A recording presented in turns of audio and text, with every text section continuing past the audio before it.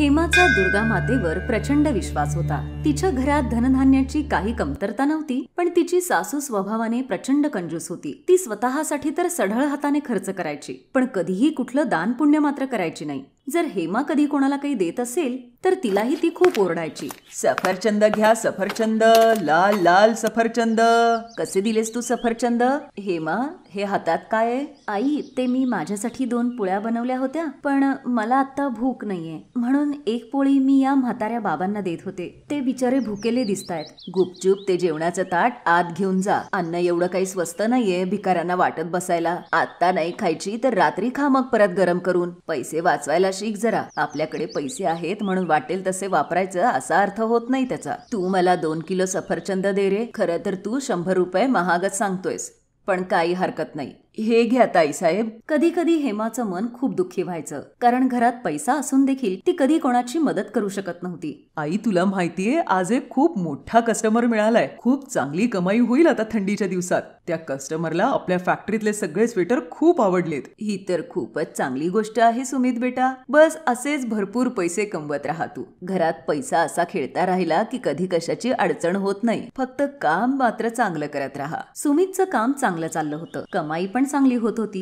एक दिवस हेमाची सासू अंगणात बसून आपल्या पर्स मधल्या नोटा मोजत होती, पण मोजत असताना ती सतत विसरायची। त्याच वेळी एक साधू बाबा बराच वेळापासून तिथे भिक्षा मागत उभे राहिले होते। या नोटा मोजून मोजून वैताग आलाय आता। या नोटा आहेत का काय? अति पैसा असणं पण अडचणच होऊन बसलीये। माई, या साधू बाबाला काहीतरी भिक्षा द्या, खूप भूक लागलीये। अहो बाबा, मी आधीच या नोटांपासून वैतागलेलीये आणि त्या तुम्ही अजून येऊन त्रास देताय। जोपर्यंत या नोटा माझ्या हातात आहेत तुम्हाला काही नाही मिळणार। तू पैशांमध्ये एवढी गुंतलीयेस की एका भुकेलेला सुद्धा तुला खायला द्यायला वेळ नाहीये। पैशामुळे तुझी जर एवढीच अडचण होतीये तर देव करो आणि तुझी ही अडचण दूर होवो, पण तू कधी कुठल्या भुकेलेला खाली हात पाठवू नकोस। हेमाच्या सासूचं लक्ष मात्र अजूनही त्या नोटा मोजण्यातच होतं। तिला त्या नोटा मोजता येत नव्हत्या म्हणून तिची खूप चिडचिड होत होती। मग साधू महाराज देखील तिथून तसेच निघून जातात। हेमा त्यावेळी घरात नव्हती।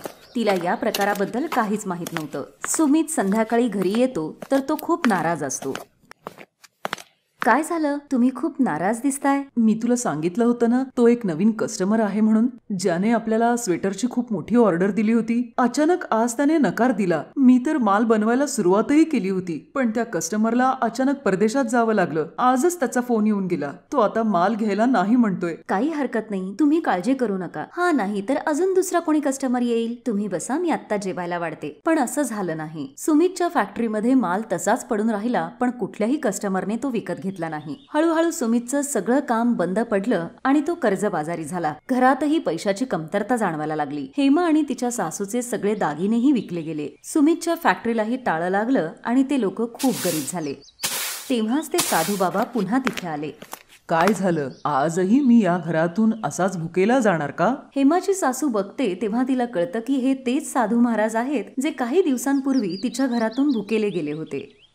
नाही साधू बाबा, असं नाहीये। आधी माझ्या घरात धन संपत्ती सगळं काही होतं। मी तेव्हा तुम्हाला खाली हात पाठवलं। आज माझ्या घरात अन्नाचा कणही नाहीये, त्यामुळे आजही मी तुम्हाला माझ्या दारातून खाली हात पाठवायला मजबूर आहे। मला माफ करा बाबा। आता आम्ही पहिल्यासारखे श्रीमंत राहिलो नाही, आम्ही खूप गरीब झालो आहोत। थांबा साधू महाराज, ही पोळी आणि चटणी खाऊन घ्या। मुली, तू तुझ्या वाट्याचं जेवण मला दिलंस आणि तू भुकेली राहणार आहेस? बाबा, मी उपाशी नाहीये। दुर्गा मातेचं नाव घेऊन त्यांचा प्रसाद मी खाल्लाय थोडा। माझं पोट तर प्रसादानेच भरलं। सदा खुश रहा मुली, तू दुर्गा मातेची खरी भक्त आहेस। तुझ्या घरावर ही वेळ आली कारण तुझ्या घरातून कधीही कुठल्या गरीबाला किंवा भुकेल्याला कुठलं दान पुण्य मिळालं नाहीये।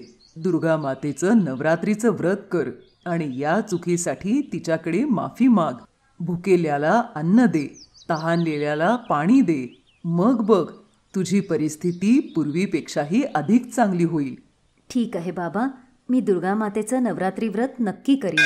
आणि मग त्या साधू महाराजांच्या सांगण्यावरून हेमाने अगदी विधिवत पूजा करून दुर्गा मातेचं नवरात्री व्रत सुरू केलं. ती रोज दुर्गा मातेची पूजा करायची, घरात भजन कीर्तनही करायची. तिच्याबरोबर तिची सासूही तिथे असायची. हेमाचं हे नवरात्रीचं व्रत संपतच होतं.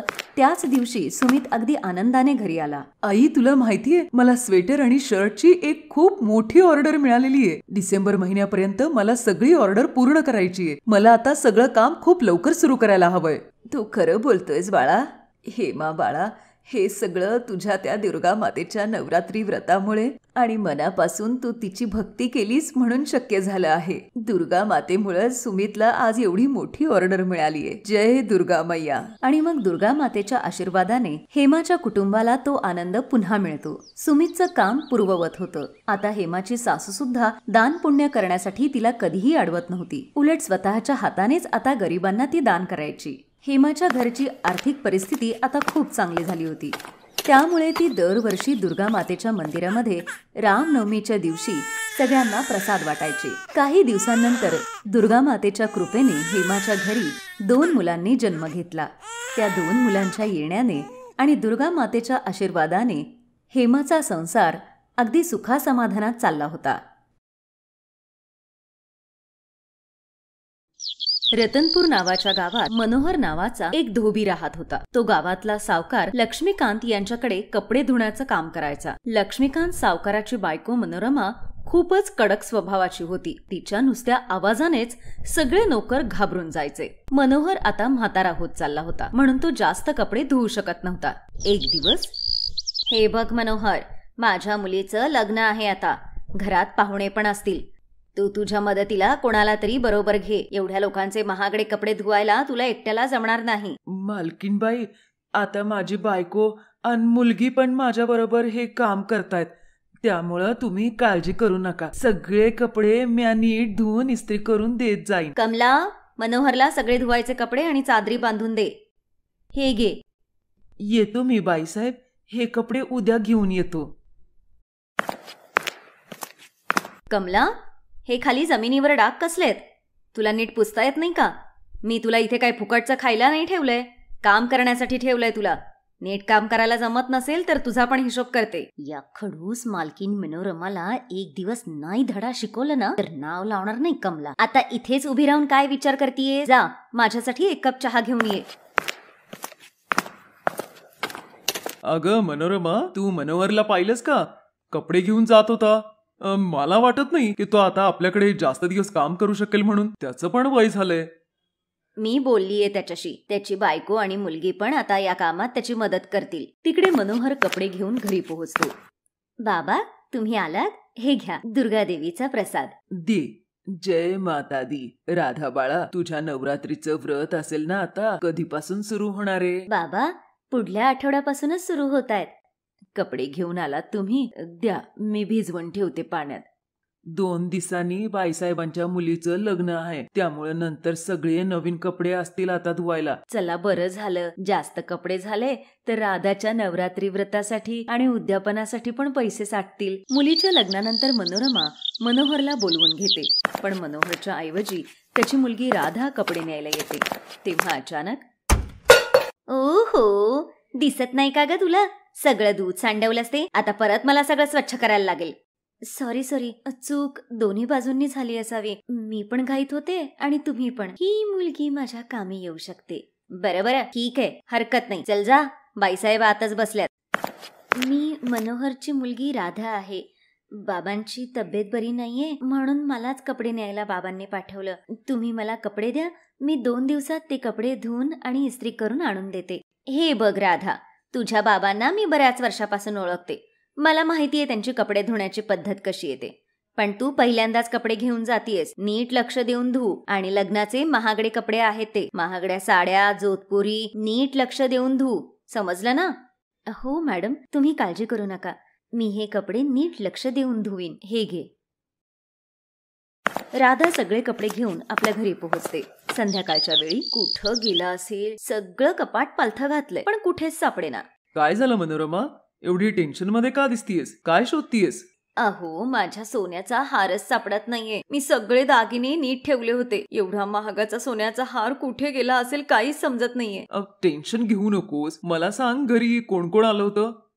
थोड्या वेळापूर्वी मी कपडे आणि दागिने ठेवत होते तेव्हा मनोहरची मुलगी राधा येऊन गेली होती. बाकी कोणीच आलं नाही. अहो, असं तर झालं नसेल ना की माझ्याकडून चुकून तो सोन्याचा हार कपड्यांमध्ये पडला असेल आणि तिने मला हे सांगितलंच नसेल. कपड्यांचं गाठोडं बांधून गुपचूप घेऊन गेली. नाहीतरी ती गरीबच आहे. गरिबांची नियत कधी बदलेल कोण सांगेल. तिने तर आजपर्यंत असे सोन्याचे दागिने बघितलेही नसतील. तुम्ही आता पोलिसांना फोन करा. चोर मुलगी कुठली, तिला पोलिसांच्या ताब्यातच द्यायला पाहिजे. मनोरमाच्या म्हणण्यानुसार लक्ष्मीकांत पोलिसांना फोन करतात आणि पोलीस राधाला पकडायला तिच्या घरी जातात. राधा त्यावेळी आपल्या नवरात्री व्रताची देवीची पूजा करून प्रार्थना करत होती. राधा कोण आहे? आम्ही तिला अटक करायला आलोय. काय झालंय इन्स्पेक्टर साहेब? माझ्या मुलीनं असं काय केलंय जे तुम्ही तिला अटक करायला आलाय? तुमची मुलगी राधाने लक्ष्मीकांत यांच्या पत्नी मनोरमा यांचा सोन्याचा हार चोरला आहे. त्यांच्या सांगण्यावरूनच आम्ही तुमच्या मुलीला इथे अटक करायला आलोय. हे तुम्ही काय बोलताय इन्स्पेक्टर साहेब? मी कुठलाही सोन्याचा हार चोरलेला नाहीये. हे सगळं खोटं आहे. हे देवी माते, हे सगळं काय होतंय? इन्स्पेक्टर साहेब, माझ्या मुलीचं नवरात्रीचं व्रत आहे. तिने सकाळपासून काहीही खाल्लेलं नाहीये. तिला थोडा फराळ तरी करू द्या. देवी आई, माझ्या मुलीचं रक्षण कर ग. आमच्याकडे एवढा वेळ नाहीये. चुपचाप या लेडी इन्स्पेक्टरचं ऐका आणि आमच्या बरोबर चला.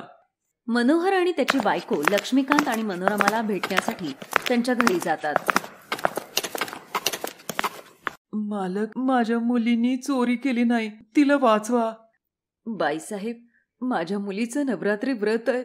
सकाळपासून तिनं काही बी खाल्लेलं नाही. तिचे उपास सुरू आहेत. उद्या कन्या भोजन आहे. तिला वाचवा बाईसाहेब. तिने चोरी नाही केली. तुझ्या मुलीला सांग माझा सोन्याचा हार परत दे. तुम्ही गरीब लोक असेच असता. ज्या थाळीत जेवता त्याच थाळीत छेद करता. चला निघा इथून. तुमच्या मुलीला कोणी वाचवू शकत नाही. मनोहर आणि त्याची बायको रडत रडत तिथून निघून जातात. तिकडे राधा दुर्गादेवीची प्रार्थना करत होती. हे मा शेरेवाली, मी मनापासून तुझे व्रत करते आणि पूर्ण श्रद्धेने तुझी पूजा करते. जगदंबे माते, माझी मदत कर. राधाची ती हाक जगतजननी दुर्गा मातेपर्यंत पोहोचते. मनापासून देवीला हाक मारली की ती आपल्या मदतीला नक्कीच येते. फक्त विश्वासाने ती हाक मारली गेली पाहिजे. मध्यरात्री जेव्हा मनोरमा गाढ झोपलेली होती तेव्हाच तिला एक स्वप्न पडतं. मनोरमा, तू माझी निस्सीम भक्त राधावर चोरीचा आळ घेतलायस. हे तू योग्य केलं नाहीस. माझी भक्त राधा निर्दोष आहे. खरी चोर तुझ्याच घरात काम करणारी कमला आहे. तिनेच तुझा सोन्याचा हार चोरलाय. आता तुलाच राधाला तुरुंगातून सोडवायचंय, म्हणजे राधा उद्या कन्यापूजन करू शकेल. माझी भक्त राधाला तू सुरक्षित तिच्या घरी पाठव. हा माझा आदेश आहे. देवी माते, मला माफ कर.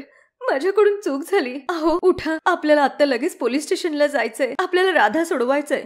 खरी चोर राधा नाही तर कमला आहे. जर आपण आज राधाला सुरक्षितपणे घरी नाही पाठवलं तर दुर्गादेवीच्या प्रकोपापासून आपण नाही वाचू शकत. मनोरमा आपल्याला पडलेलं सगळं स्वप्न लक्ष्मीकांतला सांगते. लक्ष्मीकांत आणि मनोरमा पोलीस स्टेशन मध्ये जातात आणि राधाला सुरक्षितपणे तिच्या घरी पोहोचवतात. मला माफ कर राधा, मी तुला चोर समजले. दुर्गा मातेने माझ्या स्वप्नात येऊन मला सगळं सांगितलं. तू दुर्गा मातेची खरी भक्त आहेस म्हणून माता स्वतः तुझ्या रक्षणासाठी आली होती. दुर्गा मैया, तू माझ्यासाठी खरंच तू आमच्यासारख्या गरिबांची रक्षण करता आहेस. दुसऱ्या दिवशी राधा कन्या भोजनाची तयारी करते आणि सगळ्या कन्यांना जेवायला देते. राधा प्रसाद देण्यासाठी बंगल्यावर जाते. ती बघते की मनोरमा कमलाकडून सगळं सत्य वधवून घेत होती. खरं खरं सांग कमला, तू माझा सोन्याचा हार कसा चोरलास ते?